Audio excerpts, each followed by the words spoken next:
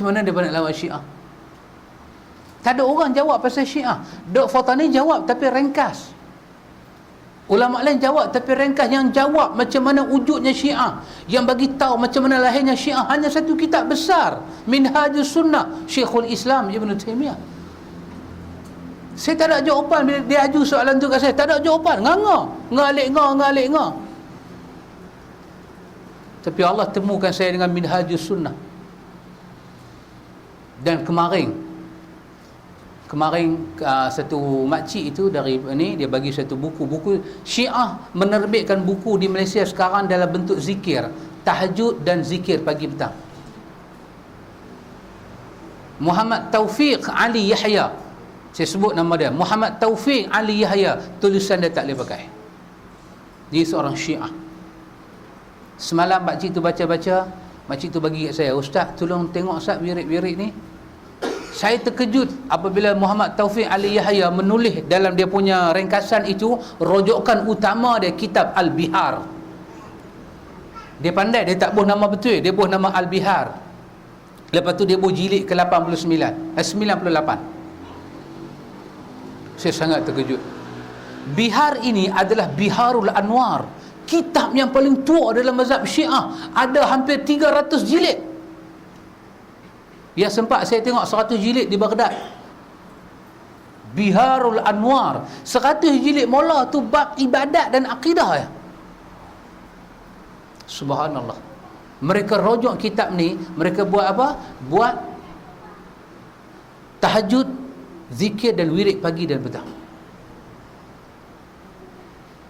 Saya tunjuk ke makcik, tengok macam mana mereka zikir, mereka seru nama Nabi, mereka sebut daripada Ali Zainal Abidin, Rashid Ridha, Ali Ridha. Mereka dah terjemah. Apabila buku tu masuk pasaran, bukankah dalam Malaysia ni majlis mufti, mereka ada satu majlis panel semak buku. Macam mana boleh lepas panel itu?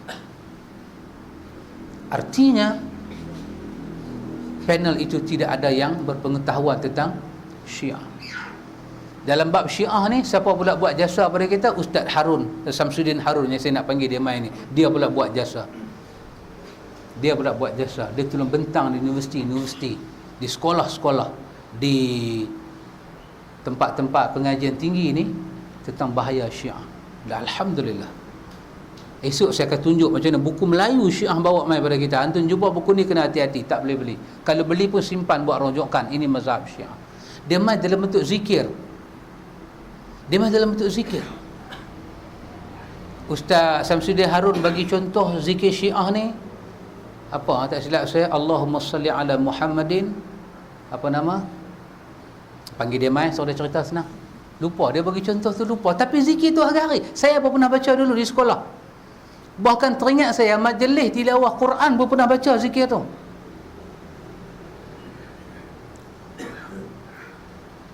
Sangat berbahaya mazhab Syiah ini.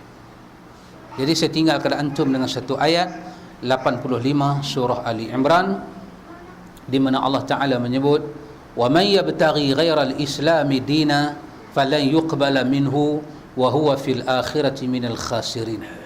Fokus saya pada perkataan wa man yabtaghi ghairal islam dina, dan pada perkataan wa huwa fil akhirati minal khasirin. Iaitu yang pertama, Allah menyatakan sesiapa yang mencari lain daripada Islam, Allah tidak terima. Ulama Ahlus Sunnah menyatakan lain daripada Islam artinya lain daripada mazhab Ahlus Sunnah wal Jamaah. Itu adalah tafsiran Abdullah bin Abbas. Lain daripada Islam sama ada akidah, ibadah, kita terima lain daripada tafsiran Ahlus Sunnah. Lain. Pasal itu kita bersyukur pada Allah, jasa dibuat oleh Muhammad Salih Utsaimin. Dia syarah balik adab-adab menuntut. Sebab dalam adab-adab menuntut, antum akan tengok banyak unsur Syiah dimasukkan. Dia syarah balik mengikut Ahlus Sunnah. Jasanya besar dia buat kat kita. Alhamdulillah. Dan Allah menyatakan siapa yang tak terima lain daripada Islam, apa jadi? Wa huwa fil akhirati minal khasirin. Allah kata di hari akhirat dia sangat rugi. Inilah kepercayaan Ahlus Sunnah. Kerugian kecelakaan yang besar adalah di hari akhirat. Kenapa? Dalam ayat ni langsung Allah tidak menyatakan orang yang cari lain daripada Islam mereka akan rugi dunia. Allah tak menafikan kejayaan mereka di dunia, mereka pasti berjaya. Tetapi yang Allah tekankan akhirat mereka orang yang rugi.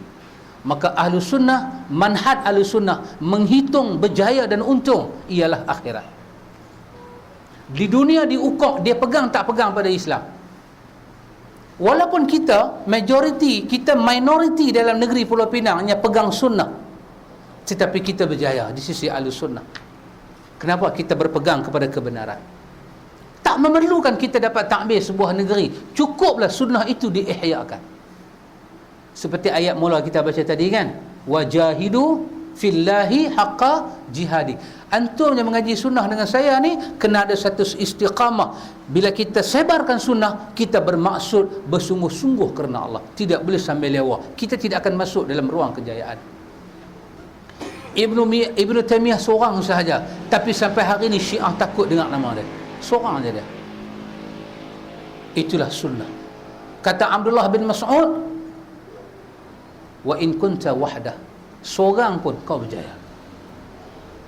Kejayaan tak melambang apa-apa. Tidak. Sebab ada Nabi tak jadi menteri pun. Nabi Yusuf dia jadi Azizul Mas, menteri perbendaharaan. Apa itu? Ekonomi. Nabi kita Muhammad jadi orang besar di Madinah. Nabi Sulaiman seorang lagi. 3 saja contoh menunjukkan. Tapi lain, seorang tak perintah dunia, seorang tak perintah negeri. Nabi paling lama Nabi Nuh, satu kampung tak terima dia, bukan negeri, kampung. Tetapi dia termasuk Nabi yang berjaya. Kenapa? Ta'rif Ahlussunnah berjaya 2, terima atau tolak Islam. Yang kedua, nilai untung dan rugi itu dipandang di sisi akhirat. Pas itu orang kafir semuanya rugi. Semuanya rugi. Kenapa? Kafir. Wa huwa fil akhirati minal khasirin. Pas itu Nabi Ibrahim, Nabi Adam, dia telah sebut kepada kita, wa illam taghfir lana wa tarhamna lanakunanna minal khasirin. Kalau 2 benda aku tak dapat ya Allah dalam dunia, ampun hang dan rahmat hang, aku rugi punya orang. Siapa yang tak dapat ampun dan rahmat? Orang kafir. Mereka rugi. Walaupun mereka untung boleh perintah negeri, antum kena pegang prinsip ahlu sunnah elok-elok. Apa dia? Ahlu sunnah bergerak untuk dakwah. InsyaAllah Allah bagi daulah. Ahlu sunnah tidak bergerak untuk daulah kemudian untuk berdakwah. Tidak. Saya ulang lagi sekali ya. Ahlu sunnah bergerak untuk dakwah, bukan untuk daulah. Tetapi tidak ada mustahil kerana dakwah dapat daulah. Tetapi mustahil kalau kita bergerak untuk daulah, kita boleh berdakwah. Dakwah itu adalah Islam. Apa dia daulah? Kuasa dalam negeri. Ibrahim boleh duduk di bawah pemerintahan Namrud. Sahabat berhijrah di bawah Najasyi. Tak apa. Ihyakan sunnah. Hidupkan amalan-amalan Islam. Orang Islam di belah negara England sampai mati tak boleh tegak Islam. Tak boleh mendaulahkan daulah Islamiah, tetapi hidup mereka 24 jam Islam. Menurut sahabat yang cerita pada saya ni di New Mexico City, dia kata, Ustaz, tidak ada mayat yang Muslim tanam dalam keadaan bersendirian. Bila kami tahu kata orang Islam mati, kami akan beritahu pada bos kami, dia akan bagi kelepasan beberapa jam pada kami akan pergi urus mayat dia, dan kami akan bagi bantuan. Saya belum tengok Ustaz lepas-lepas mati ada tahlil-tahlil buat kenduri. Tidak ada di England. Tidak ada Ustaz. Tidak ada. Dengar aja orang masuk hospital, serbu satu hospital, sampai orang-orang Kristian menjadi bimbang. Dia bukan takut orang Islam, dia takut orang Kristian terpengaruh dengan budaya ini. Subhanallah. Kami bila buat kuliah-kuliah Ustaz, orang Kristian datang dalam kuliah kami, benda biasa. Ustaz yang erti agama ni dia bercakap, tapi dia tak cakap lah 3 jam macam Ustaz merepek dah dah. Kuliah sampai 3 jam. Dia kata di England kuliah 40 minit, kita akan buka pada soal jawab. Yang soal jawab biasanya bukan orang Islam, orang kafir. Tapi di Malaysia balik dia kata, saya tengok ada masalah, kapiak masuk masjid, ada masalah. Muslim masuk gereja, ada masalah. Kami di sana tidak ada masalah. Artinya Islam telah ditegakkan walaupun negara itu tidak ada daulah Islam. Kita ni pula mencari daulah Islam, bagus, tapi akhirnya kita korbankan dakwah. Sampai fatwa negeri Pulau Pinang boleh mengambil hati Cina, dan itu nak dikatakan kejayaan. Bullshit, brother. Bullshit. Pasal itu esko Islam negeri Pulau Pinang ni hang bertaubat banyak-banyak dekat Tuhan. Hang bertaubat banyak-banyak. Pejabat mufti tu hang bertaubat banyak-banyak lah. Saya nak ulang bagi antum jemu. Saya nak tutup ceramah ni. Saya pernah ulang, ada satu tempat jadi kes orang Islam balik kerja malam. Dia balik-balik lagi setengah jam nak masuk waktu subuh, dia tak kepala. Dia tak kepala 10 minit, masjid pasang Quran. Dia jaga. Dia turun, dia pergi habaq. Dia tak semayang punya orang.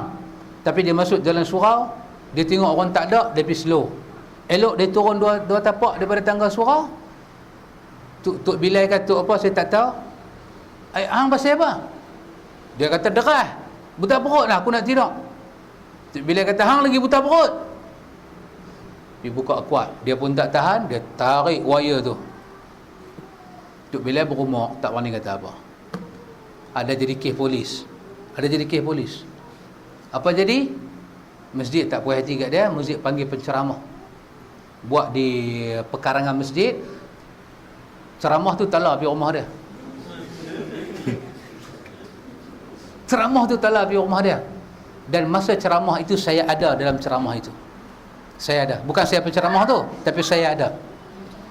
Saya mai pun lagi setengah jam nak habis. Penceramah itu kata, ada orang Islam tidak mendapat hidayah Allah. Sampai nama Allah pun tak boleh dengar dah lah ni. Sedangkan dia baru balik kerja setengah jam nak tidur. Orang Islam telah confirm ini orang Islam yang tidak dapat hidayah. Kenapa apabila Cina Pulau Pinang komplain orang Islam baca Quran deras, kenapa kita tak kata Cina ini menolak hidayah Allah? Kenapa perkataan itu tertunjul pada orang Islam? Pejabat mufti, pejabat fatwa boleh kata pada masjid dan surau tempat itu, saya bukan redha dengan mereka. Hak mereka buat tetap bid'ah. Tetapi saya bercakap demi negeri Pulau Pinang ni. Boleh tak kita kata kami mencadangkan pelan sikit, dan kami meletakkan waktu, apa dia, tidak boleh start 4.30, habis lama, yang boleh start setengah jam daripada masuk waktu, cukup, dengan volumenya rendah. Boleh tak buat fatwa lagu tu? Pasal apa dalam fatwa tu guna perkataan larangan? Dan mereka bawa hadis yang kita bawa dulu mereka kata itu hadis Wahabi lah, mereka pakai hadis Wahabi demi Cina Pulau Pinang. Tuan-tuan percaya kerana orang Islam komplain kah? Saya tidak percaya kerana orang Islam komplain. Sebab kita ni orang apa? Sakai. Kita sakai kan ni? Kita orang Islam yang komplain. Bahkan kampung saya baru bersalin tak boleh tidur. Pasal apa? Mereka belajar marhaban, buka deras volume. Hak lelaki tu tak berani kata apa. Pasal apa? Orang masjid buat. Mereka tu sakai kan? Orang tak suka. Tapi orang Islam komplain nak kata apa? Sabarlah hampa ni lah ni teruk no. Sampai Quran pun tak boleh dengar. Kita dengar buah tu mati ya. Bukan kata mati ayat dengan mati pucuk terus. Tak boleh buat apa.